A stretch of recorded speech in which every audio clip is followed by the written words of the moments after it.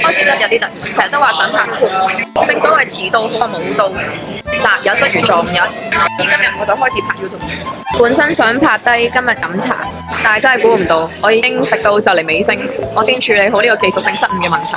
呢間酒樓叫做川龍啊，好似係。不過佢哋去到下晝2點就收，係喺川龍村，叫做端記酒樓。啲嘢勁平咯，小點都係18蚊，好似香港都好難揾到呢種。我唔識講，佢又唔係小店，即係嗰種傳統嘅酒樓。沖茶都係要自己嚟。我最中意就係食粉果嘅，不過我識嘅 friend 咧都冇乜人中意食粉果，都顯得好奇怪。大家都係中意食蝦餃燒賣，勁薄皮，飆多下。其實我同啲人調翻轉，啲人中意食餡，我中意食皮。係自助拎點心嘅呢度。你真係食飯啊？飯嚟㗎你呢個？少價少少啦。仲有咩未食㗎？跟住有牛肚，係我最中意食嘅金錢肚。你知唔知我細個因為食牛肚咧食到近親？其實我一直以嚟都好好奇，即係呢種餐廳啊或者酒樓係開喺啲山卡拉地方，佢哋係唔會做 marketing 啦，跟住唔會宣傳啦，但係其實都有好多街坊嗰啲幫襯，真係好犀利咯！其實我覺得香港人最叻就係咩啊？有啲咩好嘢就第一時間衝過去排隊。但係我唔知道應該點樣推薦叫你哋嚟，係咪好似有車先至會比較方便嚟到咧？即係如果 Uber 特登過嚟呢度食完之後去外面，可以去元朗行下咯。但係通常都係有車嚟㗎，因為呢度有得泊車嘛。係喎係喎，係啊！啱啱出去外面停車場其實全部都係車咯。但係我覺得呢一種鋪頭，如果你唔去保育佢，你哋多啲人過嚟嘅話，好快就會消失㗎。做咗幾廿年啦，就係驚人消失㗎。未雨綢繆啊！你識咩啊？我緊係要排隊啊！好啦，其實我已經食飽啦。跟住咧，呢度有仲嚼咗一個飯，我個胃應該已經爛咗啦。好似自從之前成日都胃痛啊，有胃病之後咧，跟住就食唔到太多嘢，所以我就適可而止啦。食太多我就會嘔㗎啦。其實我真係好想知到底邊一隻色係小點、中點同埋大點咯。估下一陣間埋單嘅錢，我估唔使2嚿水。差唔多啦。差唔多，你估晒啦！你快啲估幾錢？我估150。可唔可以200。186，有冇6蚊？仆街俾佢估中咗，估貼咗啊你！186啊！其實我真係好唔中意落雨，我就係知道落雨咧個頭都會散嘅，所以咧我今日咧就擲起咗。酒樓就喺嗰度啦，但係呢度真係好難會特登過嚟咯。今日俾大家睇下，淘寶，啊唔係，件上身衫好似唔係淘寶，係大師兄借俾我着嘅。佢好似喺 Zara H&M 啊，我唔知佢喺邊度買。係非常難得嘅放假日，食完嘢之後咧，我哋就去床鋪。因為大家實在太好奇 KOL 嘅一日到底係做乜，雖然我到今日都唔覺得自己係 KOL，成日都覺得好唔習慣，好奇怪，純粹就覺得自己係一個拍片分享嘅人，我都唔知乜撚嘢 KOL，好似拍片已經同生活融為一體咁。即係雖然係放假，但係而家都係拍緊片。即係可能有啲人就覺得放假一定要放低電話啊，咩都唔做啊，先叫休息咁。但係其實就係冇辦法，因為本來呢份工作就係要記錄生活，所以冇辦法分開。咁其實拍片嘅人會唔會好難揾另一半呢？你諗下，即係如果一個人喺度拍片，但係另一個人其實係唔係好中意拍片，咁見到人哋成日攞住部電話，其實係咪會覺得唔中意呢？所以你見到好多嗰啲咧，一係就係同學，一係就係嗰個拍片嗰個助手咯。你見好多明星都係咁。呢度係石蔭啊，好靚啊！係一手一腳黐出嚟嘅，print 完出嚟仲要砌嘅。你而家收埋啲嘢越嚟越抌本啦，知唔知？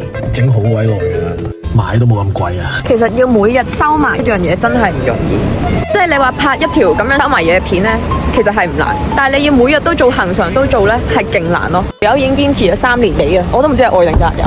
咁而家已經將個寶藏收埋咗喺呢一個位，唉，咁就上翻車等啦。基本上呢，佢係會拍埋嗰啲人拎個寶藏嘅花絮嘅，因為之前有人話係呃人嘅，唔會攞到嘅諸如此類，咁所以佢就會拍埋呢個花絮。所以一般我哋都會喺度等。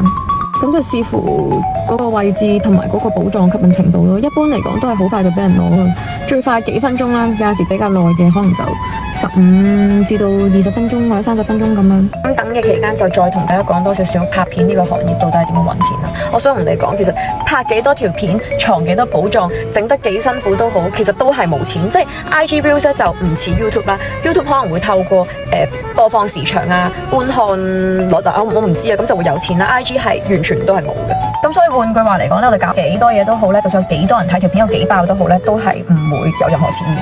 咁唯一可以賺到錢嘅就係有廣告啦。好似我呢種，我係好揀廣告，因為都係嗰句啦，我嘅主要收入來源唔係靠廣告啦，我亦都永遠唔希望我嘅主要收入來源係得翻廣告啦。咁以我自己為例啦，我自己就唔係所有廣告都接嘅，都唔怕老實同大家講，我之前試過接過啲餐廳廣告咧，因為實在太難食啦，所以嗰餐飯錢我寧願俾翻錢，然後我都係唔出嘅。marketing 咧唔係神仙嚟嘅，你本身嚿嘢係唔好食、唔好用 service 係唔好，我幫你拍完真係盞害咗你嘅啫。即係本身咧就少少人知嗰嚿嘢係唔好，我拍完之後咧就好多人知嗰樣嘢唔好。你哋唔好再留咩言話咩，拍埋晒呢片係咪為流量？我同你講流量係冇錢㗎，如果為咗博流量啊，我一條街除晒衫裸跑啊，一定好多人睇。點解冇咗嘅？俾攞咗啦，我已經。突然間勁大雨。依家喺石人嘅藥房嗰度買咗咁大支火酒，3.2 升先80蚊。我係好中意攞火酒嚟清潔，我唔知啊，可能因為以前做過醫院咧，我聞到嗰陣火酒嗰陣藥水味，我就覺得好安心，好似好乾淨咁。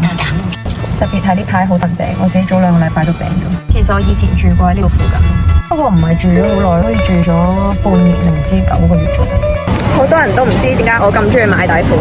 天氣潮濕咧，我就好中意着即棄底褲。反正洗完咧乾咧，有陣時噏乾咧，我之前試過一次就係噏乾啦，跟住念珠菌感染啦，跟住我勁驚咯。再加上咧，因為我啱啱搬咗新屋啦，其實我新屋咧係未買洗衣機同乾衣機咯。換句話嚟講，我喺新屋要洗衫嘅話咧，我一係就要攞出去外面嗰啲即係洗衣機洗啦，一係就要俾洗衫鋪嗰啲人洗啦。我就成日都覺得好似好污糟咁，所以我都係着住即棄底褲先啦。念珠菌感染啊、尿道炎啊，係呢個世界上最痛苦嘅事。可能頭先點心咧食得有啲少，我而家落咗車喺旺角嘅碧街，想買加多拿嘅麵包食，同埋想買魚蛋燒賣。有咁多人 ，OK 係唔使意買噶啦，條隊係長到我都見唔到龍尾。你嘅魚蛋燒賣，我覺得係幾好食嘅。我中意食佢哋個魚蛋多啲咯，燒賣就正正常常。佢哋花園街有間分店，但係花園街嗰間咧就執笠啦。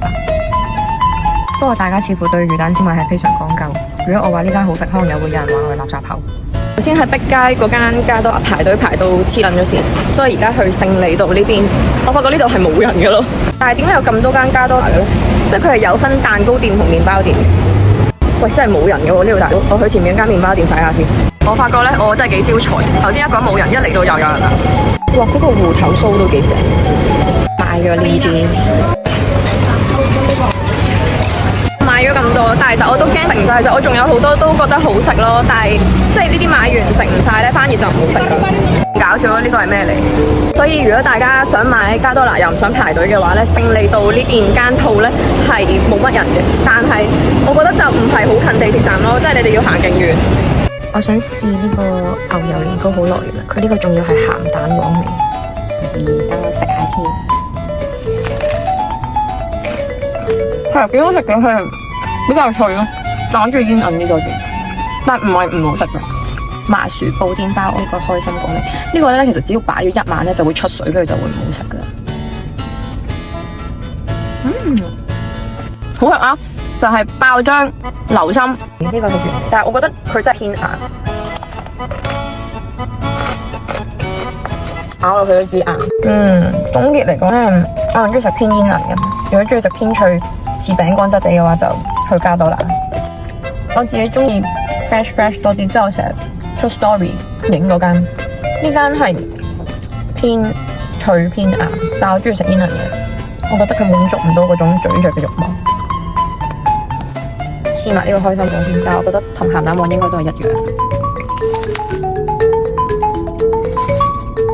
果然都係一樣嘅，除咗個味唔同之外。佢有啲硬，咬咗有啲攰。但係佢之前勁多 foodie 宣傳呢一個，但係我覺得 fresh 好食。我唔會唔開心咁，因為食到一啲我覺得同我自己胃口唔係好啱嘅嘢。咁咩都試下啊嘛，我又唔會嬲喎。